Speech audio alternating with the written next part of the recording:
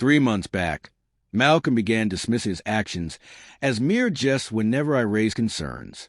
It started in September when I asked him to stop flirting with girls at parties. He chuckled and told his buddies I was overly attached. Dean, Randall, and Curtis thought this was a riot and began tossing around remarks about needy girlfriends whenever I was near. Malcolm started pushing limits. He'd dance with other women at bars, throwing me a sly wink from across the room. He even handed out his phone number to strangers right in front of me. When I brought it up later, he accused me of overreacting to harmless socializing. "It's just dancing," he'd say, shaking his head like I was unhinged. His friends always had his back, no exceptions. At Curtis's birthday bash last weekend, Malcolm's ex, Sabrina, showed up in a striking red dress.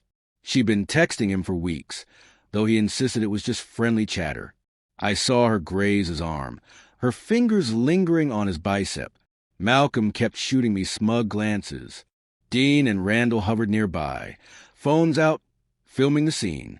The party was buzzing with students from our college and nearby campuses. Malcolm had been drinking nonstop since we got there at 8. He kept buying Sabrina drinks, ignoring me for hours. Whenever I tried to join their conversation, he'd turn away or switch topics. Around 11 o'clock, he grabbed Sabrina by the waist, pulled her close, and kissed her deeply, hands on her hips, for at least half a minute.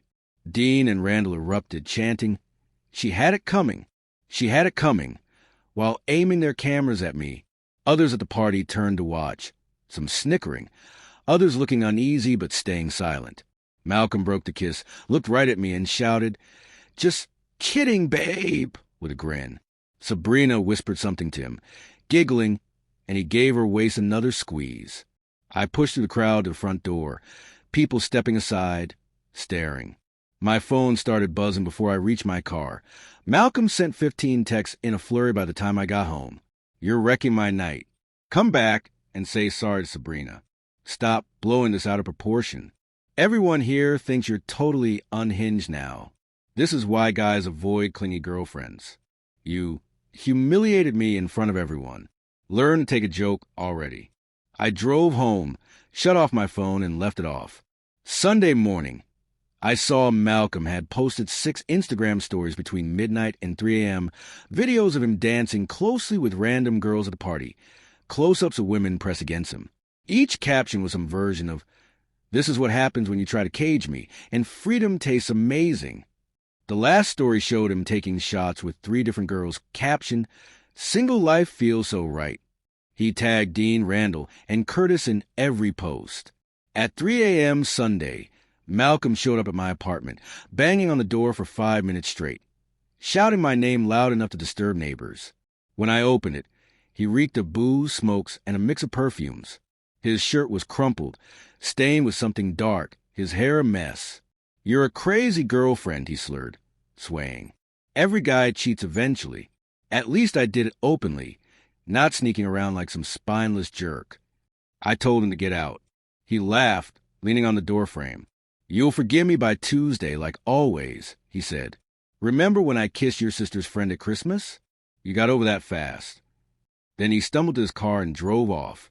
Monday afternoon, Dean DM'd me on Instagram.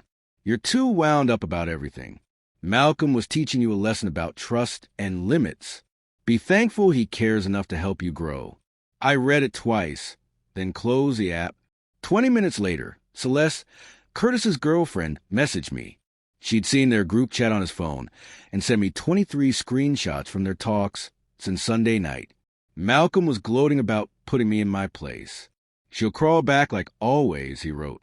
"They all do when you show them who's boss." Randall replied with laughing emojis. Curtis wrote, "Brutal move, man." Dean added, "She needed that wake-up call." Malcolm sent a shirtless photo from bed, hair messy, captioned, "Single life's treating me real nice." More laughing emojis followed from his friends. Malcolm thinks he's got me figured out. He sees me as the naive girl who apologized after our first fight 2 years ago, who took the blame when he mocked my weight in front of his family last Christmas. He's probably out now, celebrating with his crew, thinking he's triumphed. He has no clue what's coming. First update. So, Malcolm said I'd come crawling back by Tuesday. Well, Tuesday came, and I didn't text, call, or check his socials. Apparently, this threw him for a loop because by Wednesday morning I had 17 missed calls and 43 texts. They started typical for him. Hey, babe, you're acting so immature. Then they grew frantic. I know you're seeing these. Why ignore me when I'm trying to fix this? This silent treatment is getting old. By Thursday, he was unraveling. I can't believe you're throwing away 2 years over one dumb joke. Sabrina meant nothing. I was drunk, and my friends egged me on. You know how they are. What kills me is he kept calling it a joke. Like kissing his ex while his friends filmed my reaction was some clever prank I should find funny. The nerve of this guy is unreal. Friday afternoon, he showed up at my workplace. My coworker Miranda found me in the break room, saying some agitated guy was in the lobby asking for me. I peeked out. Malcolm was pacing, running his hands through his hair like he does when stressed. When I approached, his face brightened, like he thought I was ready to forgive him. He started talking fast. Thank God, I've been trying to reach you for days. We need to sort this out and move forward together. I told him we could talk right there in the lobby, since he'd already made our relationship a public show. His face fell. Don't do this, he said. You're being unfair. I came to apologize and work this out like adults. I asked what he was sorry for, and this man said he was sorry I misunderstood his joke and got hurt. Not sorry for kissing his ex. Not sorry for humiliating me. Sorry I'm too sensitive for his humor. I said his apology was noted and he could leave. He got louder, saying I was blowing this out of proportion, that every couple deals with stuff like this. It's called growing together. Miranda and half the office were watching by now. Malcolm noticed the stares and lowered his voice, stepping closer. He said he wasn't leaving until we fixed this properly. That's when it hit me. He truly believed I'd caved like before. The old me would have been mortified about a scene at work and agreed to talk privately to get him to go. But those group chat screenshots, him bragging about putting me in my place, changed everything. I told him we were done. Not on a break. Not working through it. Done. His face cycled through confusion, disbelief, anger, then a fake laugh, like I was joking. You don't mean that, he said. You're just upset. 2 years. You can't throw that away over something this small. I said kissing his ex while his friends filmed wasn't small. It was deliberate humiliation. His group chat showed how he really felt. Showing up drunk at my place at 3 a.m. wasn't romantic. It was disrespectful and scary. He got defensive. Those guys were just being guys. Group chats are like that. Stupid talk to seem cool. It's not real. He said the kiss was just drunk showing off, nothing more. But when I mentioned feeling scared by his 3 a.m. visit, he rolled his eyes. Come on, you know I'd never hurt you. Stop being so dramatic. That dismissal of my fears sealed it. He doesn't respect my boundaries, my feelings, or my safety, and he never will, because to him, I'm just oversensitive. I walked away, leaving him in the lobby. Through the window, I saw him stand there for 10 more minutes, probably expecting me to come back. That evening, Celeste left 3 voicemails.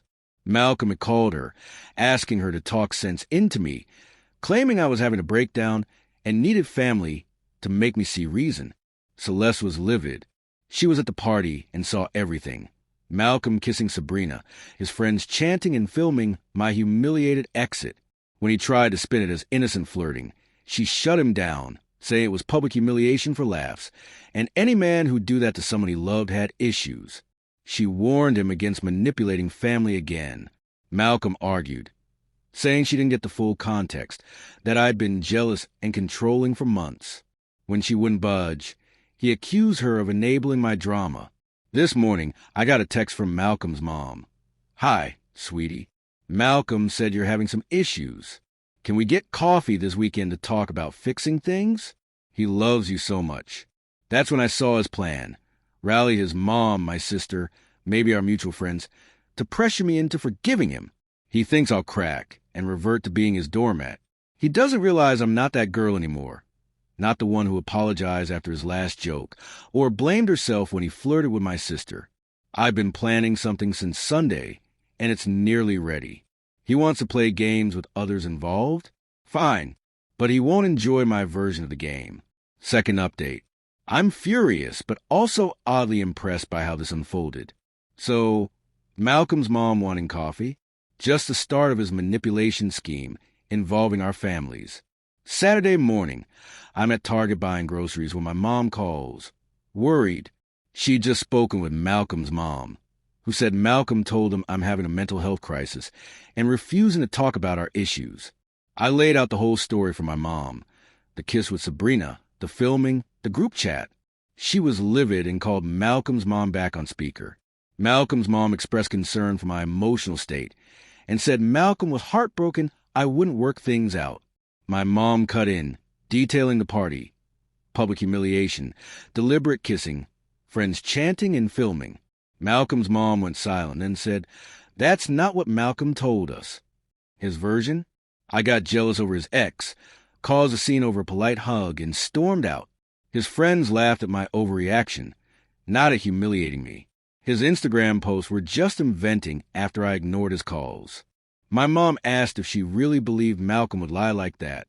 After a pause, his mom said she trusted her son and there's always two sides.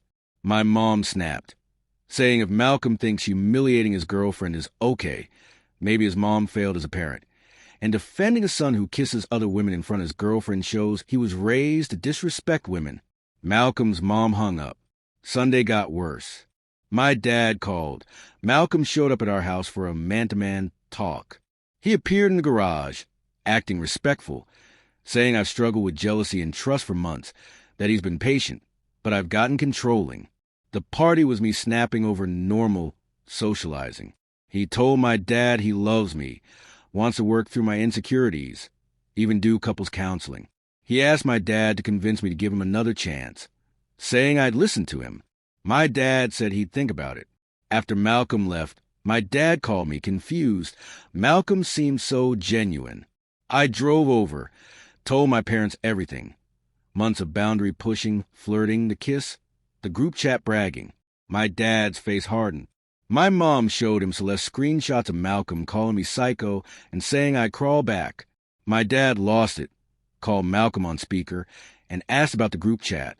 Malcolm stumbled, saying it was just guy talk, exaggerated to seem tough, not how he really felt. He claimed he was hurt and venting after I walked out. My father inquires about the footage of Malcolm kissing Sabrina. Malcolm explains it was only a brief, harmless kiss that appeared more serious on video than it was, saying his drunk friends were acting foolishly with their comments, but he had no control over their actions. Then my dad asked the question that unravels everything. He wants to know why Malcolm fabricated a story about the night he came to our house, portraying me as envious and unhinged instead of admitting he kissed another woman. Malcolm immediately gets defensive, claiming he was protecting my image by not telling my parents about my supposed dramatic overreaction, wanting to avoid them thinking less of me for causing a scene over nothing. My dad responds that deceiving my parents to manipulate them into pressuring me isn't protection. It's manipulative deceit. He declares that any man who publicly humiliates his girlfriend and lies to her family is banned from our home forever. Malcolm argues that my dad doesn't have the full picture and that I've shared a biased version of events, suggesting that if my dad knew how possessive and jealous I'd become, he'd understand why Malcolm was pushed to his limit. That's when my dad unleashes his fury. He tells Malcolm that even if his claims were true, kissing another woman in front of your partner is never acceptable behavior. True men end relationships with women they're dissatisfied with instead of shaming them for sport. Malcolm tries to interrupt, but my dad cuts him off, stating that lying to parents to control their daughter reveals Malcolm's true nature, a coward who avoids the consequences of his choices. The call ends with my dad ordering Malcolm never to contact our family again and abruptly hanging up. I wake up to 31 text messages from Malcolm. This man has completely lost it. The texts sent from 2 a.m. to 6 a.m. are a chaotic stream of desperation. He accuses me of turning my parents against him with lies, denies deceiving my dad, and claims he was sparing my feelings. He says I'm destroying everything we had over one dumb mistake, that he's falling apart without me, unable to eat or sleep, and that everyone he cares about is taking my side without hearing his. Around 4 a.m., the messages turn darker.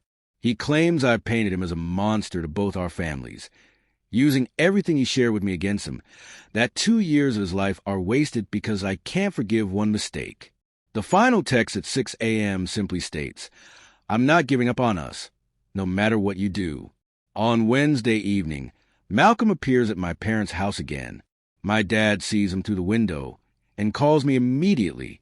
I arrive to find Malcolm sitting on their porch, refusing to leave until someone talks to him. I confront him, demanding to know what he's doing. He says he's been there for 2 hours, waiting to explain his side properly. He speaks quickly, claiming everyone has turned against him based on misinformation, that the group chat messages were misconstrued, and the kiss with Sabrina was just drunken foolishness, not intentional malice. He insists he's loved me for 2 years and would never deliberately hurt me. I tell him that, intentional or not, he caused me pain, and now he must face the repercussions. Malcolm becomes more agitated, accusing me of being unforgiving about a single drunken mistake. He urges me to remember the good times, our trips, family holidays, and future plans, insisting that 2 years of love should outweigh one moment of poor judgment. But what frustrates me most is his refusal to fully own his actions. It's always poor judgment or a mistake, never an admission that he kissed his ex to hurt me or allowed his friends to record my humiliation for amusement. My dad steps outside and orders Malcolm to leave the property immediately. Malcolm argues that he has the right to fight for our relationship and that my dad is meddling in something that's not his concern. My dad steps closer, stating that when Malcolm lied to us to manipulate me, it became our concern. He made it our business by involving U.S. in his scheme to pressure me into forgiveness. Malcolm finally leaves, but not before turning to me and saying, "This isn't over. I know you still love me, and you'll realize you're throwing away the best thing you ever had." Malcolm genuinely believes he's a victim, that I'm ruining a great relationship over a minor incident I'm blowing out of proportion. But I've been working on something since this began, something to show Malcolm exactly who he's been dealing with. After witnessing his manipulation of both our families this week, I'm more determined than ever to ensure he faces the consequences he deserves. The plan is nearly complete. Malcolm thinks he knows me, but he has no clue what I'm capable of when pushed too far. Here's the final update. Everyone, you won't believe what just happened. The plan I mentioned? It unfolded yesterday, and Malcolm's world collapsed in the most satisfying way. I'm still buzzing with adrenaline, feeling like the powerful woman I know I am. Here's what I've been orchestrating since this nightmare started. Malcolm thinks he's clever with his manipulative tactics, but he made a critical error, underestimating my intelligence and my understanding of his habits. Malcolm loves to boast about his conquests. It's his thing. He recorded the Sabrina kiss because he thrives on having evidence of his control over women. I was certain he'd kept videos from that party. On Thursday afternoon, I texted Malcolm, suggesting we meet to discuss what went wrong. Not to reconcile, but to have an honest conversation for closure. He replied in seconds, agreeing and proposing the coffee shop near campus where we had our first date. I said it was too public and emotional for such a talk and suggested his apartment on Saturday afternoon for privacy. He agreed instantly, likely thinking I was ready to come back to him, as he predicted. On Saturday, I arrived at Malcolm's place at 2 p.m. He'd clearly made an effort, showered, wearing a nice shirt, his usually messy apartment tidy. He offered me coffee, acting concerned about how I was coping, as if he hadn't sent me unhinged texts at 4 a.m. I told him I'd been reflecting on our relationship and wanted to hear his perspective, admitting I might have overreacted and wanted to listen without judgment. His face lit up. He explained that he never meant to hurt me, that the party got out of control due to peer pressure and alcohol, and that kissing Sabrina was a stupid act of showing off, not betrayal. I nodded, asking what his friend said to pressure him, how the kiss started, and if I missed any context. He became animated, believing he was winning me over. He revealed something new. Dean had texted Sabrina earlier that week, inviting her to party to mess with our relationship for laughs. I acted shocked and hurt, asking why he went along with a plan to humiliate me. He got defensive, saying he didn't know about Dean's plan until that night, and was too drunk to think clearly. He said Sabrina is flirting and his friends filming trapped in between disappointing them or me, and he made a regrettable split-second choice. I told him I appreciated his honesty and was starting to see the full picture, maybe too quick to judge. He relaxed, thinking he manipulated me into forgiveness. Then I asked a key question. My friends wanted to know what happened, and could any videos from the party help me explain it accurately? He hesitated, but admitted he had clips from his friends. Too painful to watch. I suggested we view them together to understand his experience better. Reluctantly, he agreed, saying it might help us face the truth. He opened his phone's gallery, revealing at least 15 videos. We watched them, and they were worse than I recalled. Early clips showed Malcolm dancing with other women, while I looked uneasy nearby, with Dean and Randall commenting on testing my limits. Then came the Sabrina videos, Malcolm groping her, whispering to her while staring at me, his friends laughing and saying, "She's pissed. This is great." The kiss video was brutal. Malcolm passionately kissing Sabrina, Dean and Randall chanting that I deserved it, with me devastated in the background. The worst was a video after I left, showing Malcolm and Sabrina making out intensely, his hands up her dress, Randall filming and saying, "Post this. She needs to see what she's missing." Malcolm kept minimizing it, saying it looked worse on camera. He was too drunk to remember. His friends' comments were just dumb. After watching, I told him the videos showed deliberate cruelty meant to humiliate me, that no amount of alcohol or peer pressure excused such disrespect. He backtracked, claiming the videos lacked context and I was misinterpreting them, that he was drunk and unaware of the impact. I thanked him for showing me the videos, saying I now had the full picture. Confused, he asked what I meant. I pulled out my phone, revealing I recorded our entire conversation. Every word is confession about Dean's plan, his minimization, and the video evidence. His face paled. He stammered that I tricked him and recorded without consent. I reminded him we're in a one-party consent state, and I was legally allowed to record. I said his confession, and videos clearly showed his deliberate plan to humiliate me and lie to our families. Panicking, he asked what I'd do with the recording. I said he'd find out. I sent a pre-written group text to both our parents, explaining that the party was a planned humiliation by Malcolm and his friends, with video evidence and his recorded confession proving his lies. I attached the kiss video, the post-departure groping video, and key parts of our conversation where he admitted to Dean's scheme. Malcolm freaked out, grabbing for my phone, begging me to delete it, saying his parents would disown him. I told him he should have thought of that before humiliating me for his friend's amusement, that actions have consequences. My phone buzzed with replies. My mom wrote, "I'm so sorry, honey, we're coming over." My dad sent, "That jerk is done." Malcolm's parents' responses sealed it. His mom texted, "Malcolm, come home now. We need to talk." His dad wrote, "I'm ashamed of what I saw. You're not the son we raised." Malcolm was in meltdown mode, begging me to tell our parents the videos were fake or out of context, offering anything to fix it. I said there was no fixing it. He earned this by choosing to humiliate me. He got angry, accusing me of ruining his life over one mistake, and warning I'd regret losing him. Claiming he'd tell everyone I'm a manipulative psycho who records private talks. I laughed, saying the videos speak for themselves, and everyone knows who we are now. As I left, he followed, pleading and threatening. I turned and said this was our last conversation, and any further contact would lead to harassment charges. Driving home felt exhilarating. I felt empowered, like I'd finally gotten justice for all the times Malcolm shamed me, and I took it. At home, my parents hugged me, apologizing for not grasping the situation's severity. My dad said he was proud of me for standing up and exposing Malcolm's lies. My mom said she spoke to Malcolm's mom, who was horrified and planning a serious talk with him about respecting women. Later, Celeste sent me screenshots from the group chat with Curtis, Dean, and Randall. The videos had spread, and everyone from the party now knew Malcolm's true character. He's been silent on social media since. No posts, no stories, no replies. The best part? I didn't do anything illegal or unethical. I used Malcolm's own actions and words against him. He destroyed himself by being the manipulative person he's always been. To those who said I should forgive him, no way. Some people don't deserve forgiveness. They deserve the full weight of their actions. Malcolm is one of them.